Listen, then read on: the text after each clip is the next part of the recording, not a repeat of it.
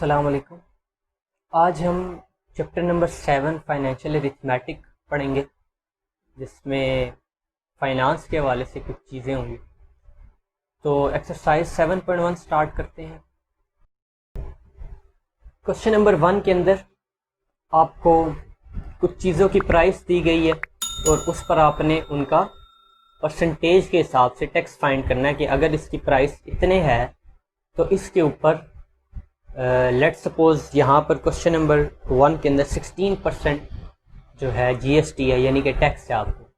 तो आपने बताना है कि अगर इस चीज़ की प्राइस ये है और इतने परसेंट इसके ऊपर टैक्स है तो ये कितना टैक्स बनेगा, कितने रुपीज़ का ये टैक्स बनेगा। या इसको आप ये समझ सकते हैं कि टैक्स जब लगेगा तो इसकी प्राइस क्या हो जाएगी। एक ओरिजिनल प्राइस है जो कि इसकी ओरिजिनल प्राइस है, उसके बाद आप पे जब इसका टैक्स लग जाता है तो फिर आपको अब इसके लिए कितना पे करना है, तो आपने वो टोटल प्राइस फाइंड करनी है टैक्स के हिसाब से। तो बहुत ही इजी इसका आपके पास फार्मूला है जो है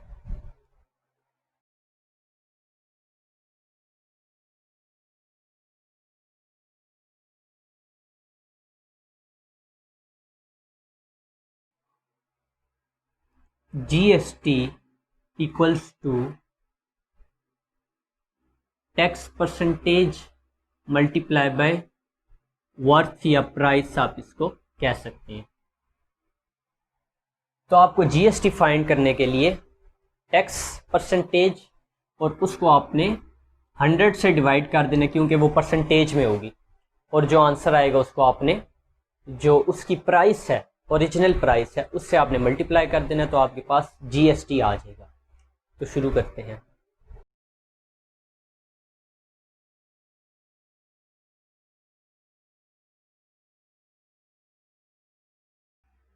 price of football 800 rupees, GST equals to 16%। तो इसका आपने जीएस ये टैक्स परसेंटेज आपके पास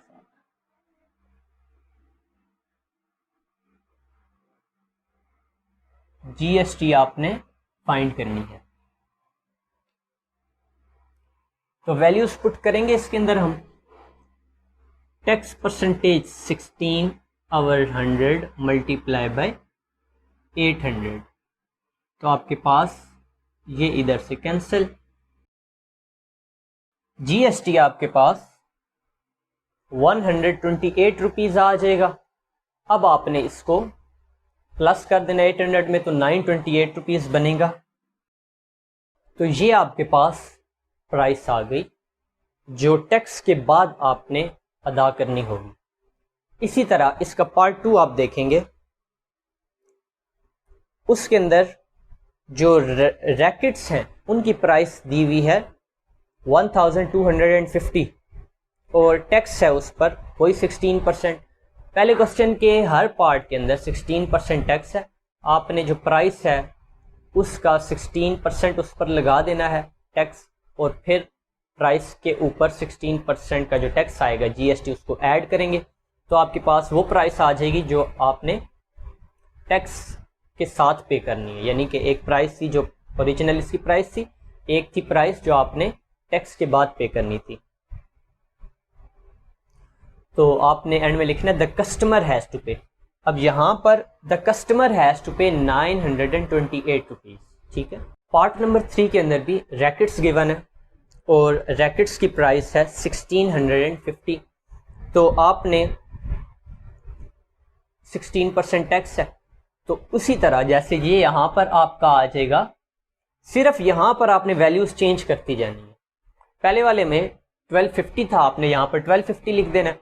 नेक्स्ट में आपने यहाँ पर अगले पार्ट में लिख देना है 1650। इसी तरह क्वेश्चन नंबर 4 जब आप करेंगे तो आपने 2100 लिख देना इधर, जो बैट की प्राइस है। तो इस तरह आपका क्वेश्चन नंबर 1 कंप्लीट हो जाएगा।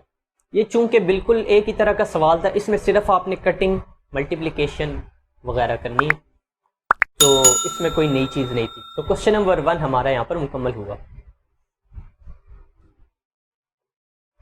क्वेश्चन नंबर 2 के अंदर हमें प्रॉपर्टी टैक्स फाइंड करना है। हमारे पास टोटल वर्थ है प्रॉपर्टी की, जैसे यहाँ पर था, और हमारे पास परसेंटेज भी गिवन है कि आपने 1.5% टैक्स इस पर लगाना है, और प्राइस है इसकी तकरीबन 948,000 या 9,48,000 आप कह सकते हैं। तो हमने इस पर 1.5% का टैक्स देखना है कि इस प्रॉपर्टी पर कितना टैक्स आएगा। तो क्वेश्चन नंबर 2 करते हैं। तो टैक्स फाइंड करने का फॉर्मूला क्या है? यही फॉर्मूला। ये फॉर्मूला आप इसको ज़रा गौर से देख लें, क्योंकि इस चैप्टर के अंदर एक फॉर्मूला है। इसी फॉर्मूला को 2-3 तरीकों से इस्तेमाल किया जाएगा। आप एक दफ़ा जब इसको याद कर लेंगे, मैं आपको ऐसा समझाऊंगा कि आपको कंफ्यूजन नहीं आएगी कि सर ये इतने फार्मूलाज एक चैप्टर के अंदर है। इतने नहीं है, एक फार्मूला है, 1-2 और भी हैं, लेकिन मेन जो फार्मूला है वो ये है जो पूरे चैप्टर में थ्रू आउट इस्तेमाल होगा। सिर्फ इसकी जीएसटी की जगह यहाँ टैक्स आ जाएगा। टैक्स और tax percentage divided by 100 multiply by worth.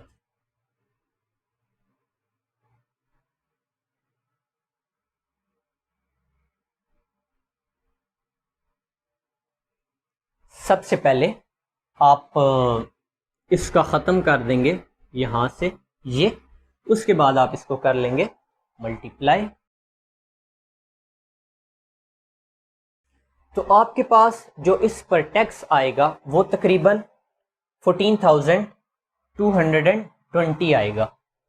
तो ये आपने टैक्स फाइंड कर लिया। एक चीज़ मैं आपको फिर बता रहा हूँ, एक फार्मूला लगेगा, मेन फार्मूला पूरे चैप्टर का एक है। यहाँ पर सिर्फ वैल्यूज चेंज होती जाएंगी, वो मैं आपको साथ साथ बताता जाऊँगा।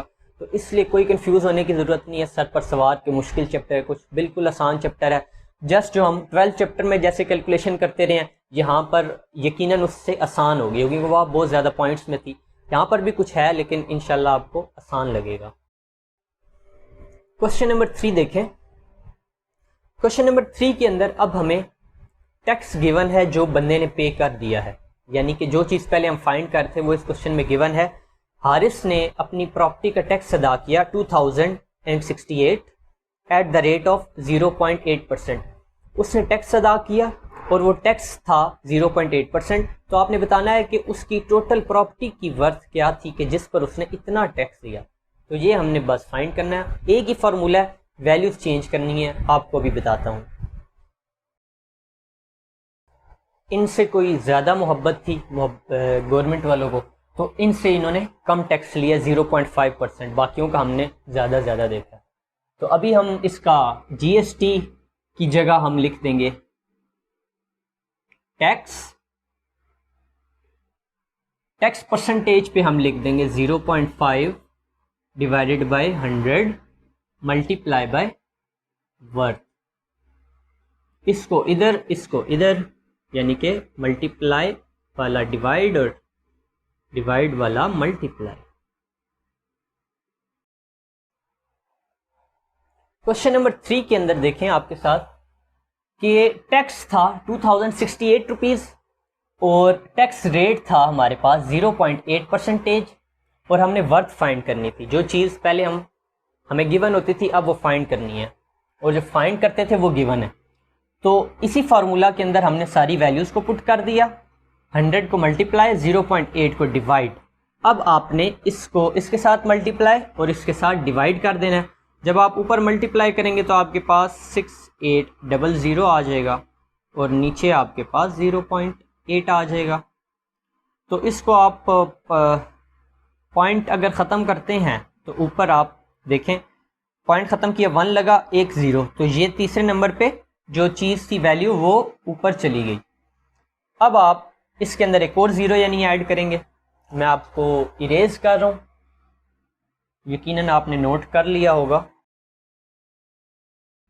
तो 206,800 के साथ जब 10 से मल्टीप्लाई करेंगे 1 0 एक्स्ट्रा आ जाएगा और नीचे 8 आ गया, और ये आपकी वर्थ आपने निकालनी है।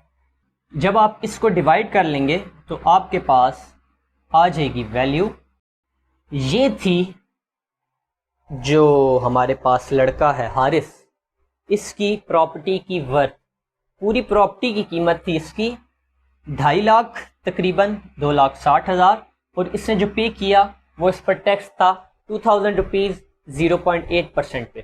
तो उम्मीद है ये वाला क्वेश्चन भी आपको समझ आ गया होगा। सिर्फ फार्मूला था, उसके अंदर हमने वैल्यूज पुट की और कैलकुलेशन की है, कोई नई चीज़ नहीं थी इसके अंदर।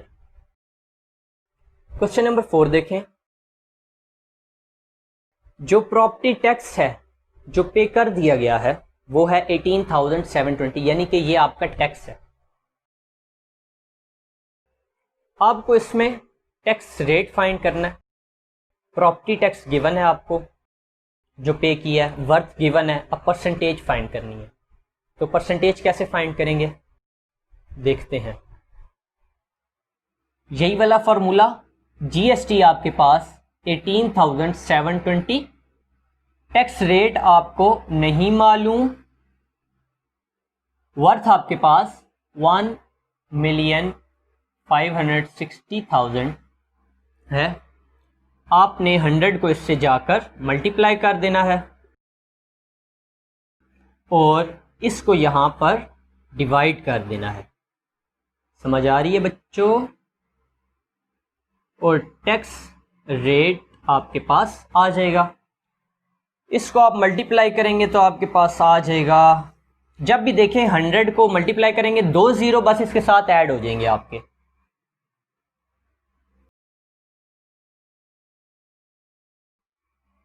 तो जब आप इसको डिवाइड कर लेंगे तो आपके पास जो टैक्स रेट आएगा या टैक्स परसेंटेज, एक ही चीज़ है, वो आएगी 1.2%। तो अब मेरा ख्याल है आपको इसमें कन्फ्यूजन नहीं होनी चाहिए कि ये क्या चीज़ है। एक ही फार्मूले को इस्तेमाल करते हुए हमने सब चीज़ों को फाइंड किया। सिर्फ आप ये चीज़ ध्यान में रखें कि आपने इसको इस्तेमाल कैसे करना है। वो मैंने आपको बताया कि जिन चीज़ों की वैल्यूज़ पता है, जो डाटा आपको मालूम है, उसके अंदर फार्मूला के अंदर पुट करें और उनकी जस्ट प्लेसिंग ऐसी कर दें कि अननोन वैल्यू एक साइड पर और जो नोन वैल्यूज़ है, जो वैल्यूज़ आपको मालूम है, वो दूसरी साइड पर ले जाए।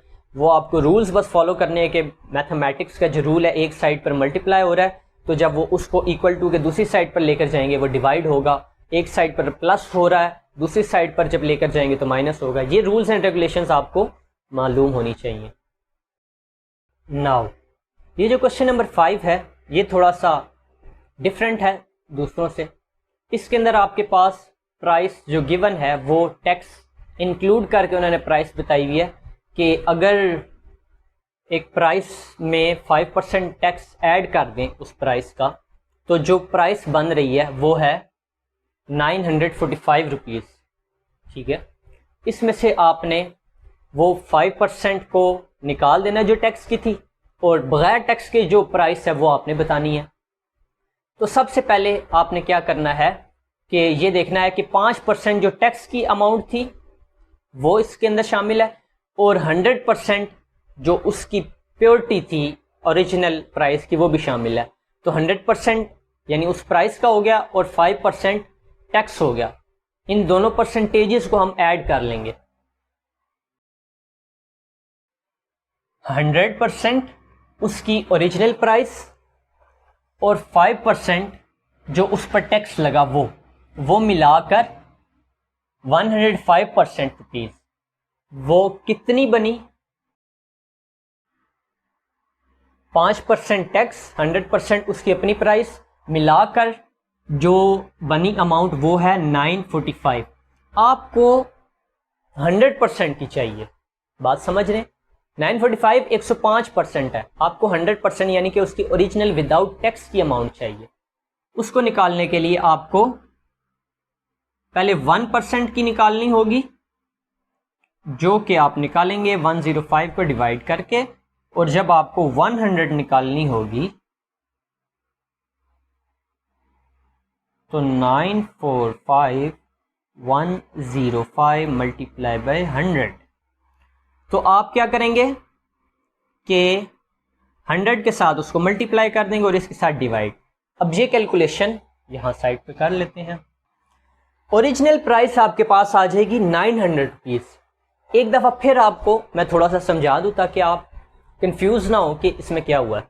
सबसे पहले उसने हमें 945 रुपीज़ दिए कि ये आपके पास जो अमाउंट है ये 5% टैक्स इसके अंदर शामिल है और ये अमाउंट है। आपने 5% टैक्स को निकाल लेना है और जो अमाउंट ओरिजिनल है वो बतानी है। तो उसके लिए हमने क्या किया कि हमने कहा कि ओके ठीक है, 100% प्राइस उसकी ओरिजिनल और 5% जो उस पर टैक्स है, हमने इस तरीके से इसको सॉल्व करते हैं। 105% यानी कि जो रुपीज़ आएंगे, प्राइस आएगी वो है 945। हमने कहा ठीक है, पहले 1% की निकाल लेते हैं। 1% के लिए यूनिटरी मेथड अगर आपने पढ़ा हुआ है तो 105 को हमने 945 से डिवाइड कर दिया। उसके बाद जो आंसर आया 1% का, तो उसको हमने 100 से मल्टीप्लाई किया ताकि हमारे पास 100% का आंसर आ जाए। 100% से जब इसको मल्टीप्लाई किया तो ये 900 रुपीज़ आपके पास आ गया। इसी तरह के और भी आगे सवाल हैं, वो इसी फार्मूले के ज़रिए होंगे, इसी मेथड के ज़रिए होंगे, यूनिटरी मेथड के ज़रिए।